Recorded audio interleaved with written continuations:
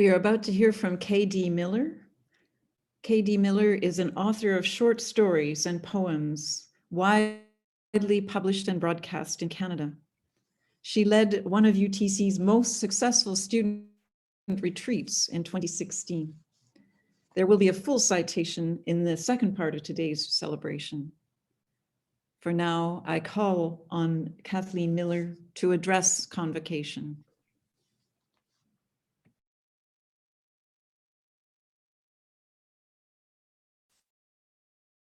Thank you. It's a tremendous honor for me to be here today and to congratulate the graduating class. You have come such a long way. In fact, you've come probably a longer way than you initially expected to, but here we are. We made it. We're together. And again, it is my particular pleasure and privilege to talk to you today. When I first began to think about what I would say, I kept harking back to a time in my life some 30 years ago. I was almost 40, you can do the math. And though I certainly wasn't a kid, there were certain ways in which I was just starting out. As a writer, for example, I had published a few short stories in magazines here and there, but I still hesitated to come right out and call myself a writer. And at the same time, after years of attempted atheism, I was sneaking back to church every Sunday morning, but I didn't talk to anybody about it. So there were these two sides of my life, the creative and the spiritual, and I hadn't yet realized that one might have something to do with the other. Well, a few years have passed. I've published some books, and I have long since concluded that for me, to write is essentially to pray. I'm going to unpack that a little bit. When I write, whether I'm working on an essay or a story or a poem, I am dealing, however, obliquely with my own fears and hopes and doubts and beliefs. In the words of the poet Mary Oliver, attention is the beginning of devotion. And I never pay closer attention to anything than when I'm writing about it. Church going, by now in my life, is as solidly a part of that life as my writing practice.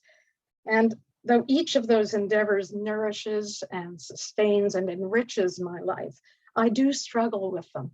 I go through my ups and downs with each. Just as I go to my desk at a set time every day, whether or not I feel inspired, I attend weekly services through cycles of faith and doubt. Some of my greatest joys and deepest frustrations can be attributed to each of these relationships. At times, I have wished them both away. But each time I come back to the realization that I just can't imagine my life without them. I'm an Anglican. And there are two parts of the Anglican Mass that I attend that make my writer's ears perk up every time I hear them. The liturgy begins this way. To you, all hearts are open, all desires known, and from you, no secrets are hidden. At its best, my writing comes from a place of honesty and intimacy that is evoked by those words. I know I'm doing my best work when what shows up on the page scares me. Not because it's disgusting or libelous, but because it is true. It rejects cliche. It rejects stereotype. It opens doors that may have been politely or politically kept shut. Similarly, at the end of the Anglican service, I stand with others to acclaim a God whose power working in us can do more than we can ask or imagine. And that always reminds me of those times when my pen can barely keep up with what feels like some kind of inspired dictation, when I seem to be listening to the words coming from somewhere outside myself. It's all I can do to write fast enough to get them down. They're the best words, the only words weighted with inevitability. But again, I didn't always see those connections. So when I started to write this address, I was reminded of something that happened to me back in 1991. Again, I was kind of new to writing, new to my faith, and I was taking a course at Wycliffe College, Introduction to the New Testament. Now, the professor gave us an assignment. We were to write an essay about any aspect of the New Testament we wanted. We could write about a parable, a miracle, the Sermon on the Mount, anything at all. Now, I'm one of those people that if you give me infinite choice, I kind of go deer in the headlights and I can't choose anything. But I managed to focus on one very short anecdote in the Gospel of Mark that for some reason stopped me in my tracks every time I came across it. It's the Gospel of Mark, chapter 7, verses 32 to 35, and it goes like this. They brought to him a man who was deaf and had an impediment in his speech, and begged Jesus to lay his hand on him. He took him aside, away from the crowd. Then he put his fingers in the man's ears and touched his tongue with spittle. Looking up to heaven, he sighed and said to him, Ephphatha, which means be opened. With that, his hearing was restored, and at the same time, the impediment was removed, and he spoke clearly. Now, when I started to analyze that story in order to write about it, that was the first time that it hit me that my creative life and my spiritual life were in fact intimately connected. Because I realized that I knew kind of how that man felt. He was likely not profoundly deaf. He could probably pick up garbled, muffled sounds. And because he possessed all the organs of speech, he could maybe come out with some kind of meaningless noise.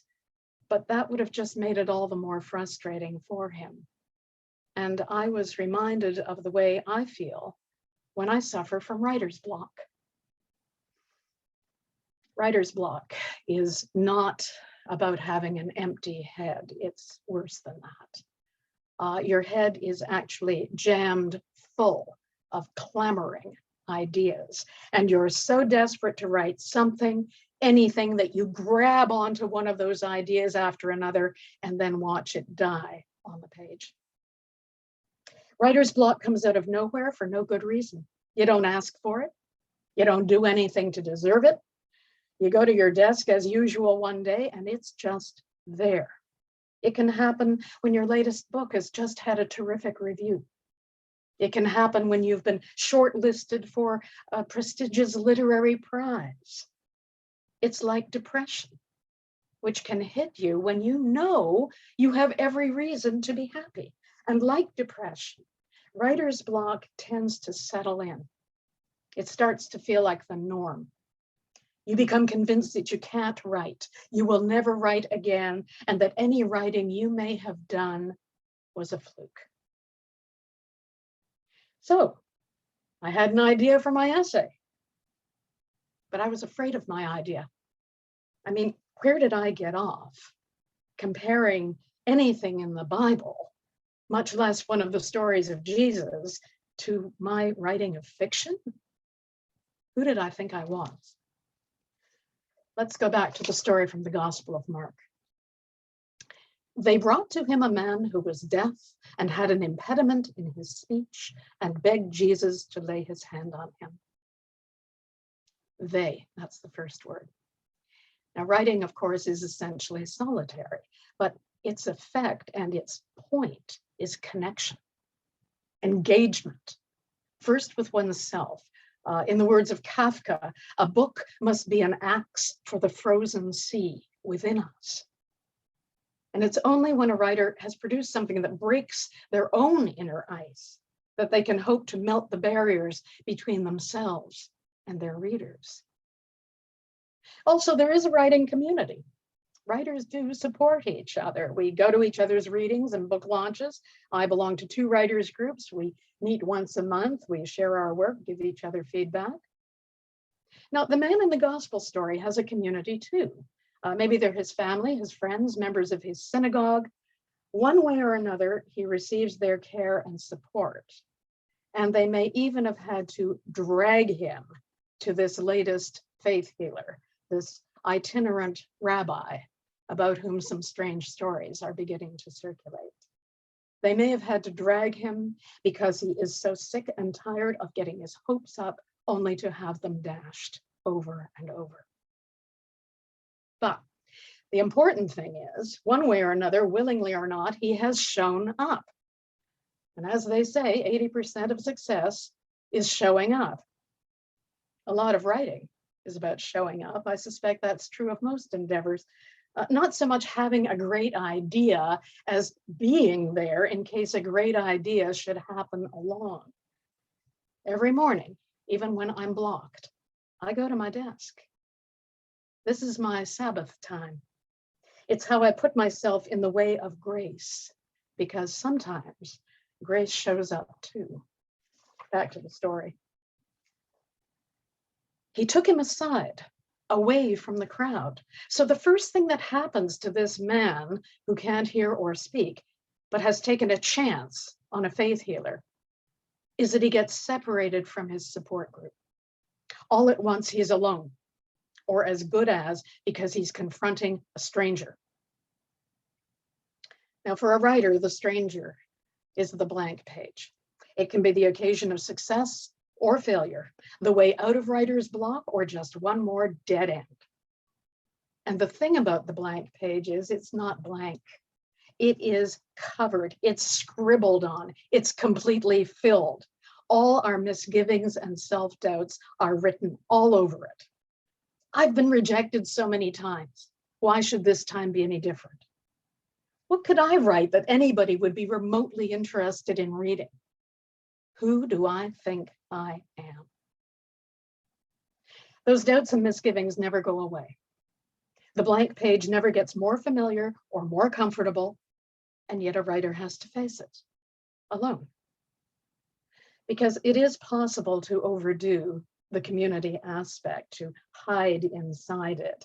The man in the gospel story could have chosen to spend his life being supported and helped along by his friends. And any writer will tell you that writing workshops, writing retreats, writing courses, mentorships, literary conferences, they're all good things in themselves, but they can also be really great ways to avoid doing any actual writing. The writing life is a life more of habit than adventure. Regular periods of silence and solitude, a lot of waiting, keeping hope alive through the dry patches, being grateful when things start to flow again. As with cultivating a garden or maintaining a relationship, what matters is not what you do once a month in a writers group meeting or once a year at some retreat or conference along with your colleagues, but what you do every day on your own and no matter what. Small attentions, regularly and reliably paid. The work, in other words, the nitty-gritty. Then he put his fingers in the man's ears and touched his tongue with spittle. I really like this part of the gospel story because there's no glamour involved at all. It's just work. And I'm reminded of something the American author Joan Didion said. She said, at its best, the sensation of writing is that of any unmerited grace. It is handed to you, but only if you look for it. You search, you break your heart, your back, your brain, and then, and only then, it is handed to you. So first you show up, then you do the work. And every writer has a different way of actually doing that work. And nobody can tell you what it is. Yes, there are all kinds of useful courses and books on the subject. There's all kinds of advice out there.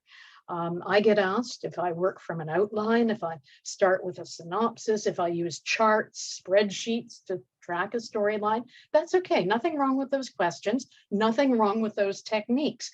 But the problem is the assumption that there's some kind of trick or solution or formula, some one-size-fits-all approach that will guarantee success. That's the problem. You have to find your own way. In the words of St. Paul, you have to work out your own salvation in fear and trembling. Get your hands dirty. Stick your fingers in a story's ears and spit in its mouth. But then you have to do something else. You have to take a step back. Looking up to heaven, he sighed and said to him, Ephatha, which means be opened. This part's about faith. We've shown up, we've done the work. Now it's time to have faith. Remember when I described those times when a writer seems to lose control over what's appearing on the page and it feels as if some kind of divine dictation is taking place? Well, something like that is happening in the gospel story. First, the healer looks up, then he sighs, then he says, Ephatha. The looking up is an acknowledgement of a higher power. The sighing, exhalation, is a personal emptying. And the word Ephatha does not translate as listen to me, or repeat after me, or walk this way, but be opened. You be opened. In other words, let what you have already been given come into its own. Let it hear and speak and be heard. With that, his hearing was restored, and at the same time, the impediment was removed, and he spoke clearly. Well, great. What did he say? Like most Jesus stories, this one is not tied up with a bow. It's tempting to imagine the man babbling out his thanks and joy, savoring every sound, saying all the words that have been bottled up for years. But is that the only possible reaction? What if he clapped his hands over his ears and screamed for the speech impediment to be put back? Grace can be scary. It may be free and unconditional, but its effects are not. For the man in the story, being able to hear and speak brings not just new freedom, but new responsibility, an end to dependence, an expectation to be part of a community, give as well as take. For a writer, the sudden and mysterious lifting of writer's block is relief and joy, most of the time. But I have known two very talented writers who, when they really hit their stride, and when they got that first bit of encouragement, a story or poem accepted by a magazine, or maybe a short listing for a literary prize, stopped writing. Never wrote another word. The thing they had hoped and wished and longed for was when it actually arrived. Too much to handle. Even when you can handle it, the necessities occasioned by grace can be hard, even heartbreaking. The lifting of writer's block can make you realize that a character, a subplot, maybe an entire manuscript that you have been toiling over for years simply has to go. If you're going to produce anything worthwhile, you'll have to start all over again in your own voice. I suspect every profession has its own take on what writers call finding their voice. Essentially, it's about integrity, coming into your own. Canadian poet Naomi Beth Waken puts it best. She says, I found my voice by finding myself as a human being. I just knew I had found it because there seemed to be no separation between myself and the page. Sounds wonderful, but it can be terrifying. It's about being dangerously authentic, saying what you want to say, exactly the way you want to say it, without a care for what anyone else, reader, critic, prize jury, might think. Back to 1991, Wycliffe College, I'm taking that course and I'm writing an essay about a man being made to hear and speak, relating the story to the lifting of writer's block. When I handed that essay in, I was prepared for all kinds of repercussions that I'm very pleased to say did not take place. I was prepared to get a failing mark. I was prepared to be accused of blasphemy. I was prepared to be asked to leave the class. And frankly, my dears, I didn't give a damn. And that's what I have to tell you today. It isn't much, but it's what I've got. In your careers, in your relationships, in anything that matters to you, first, show up. Be there. When you'd rather stay in bed, when it would be so much easier just to quit, show up. Put yourself in the way of grace. Do it even on those days when deep down you don't believe there is any such thing as grace.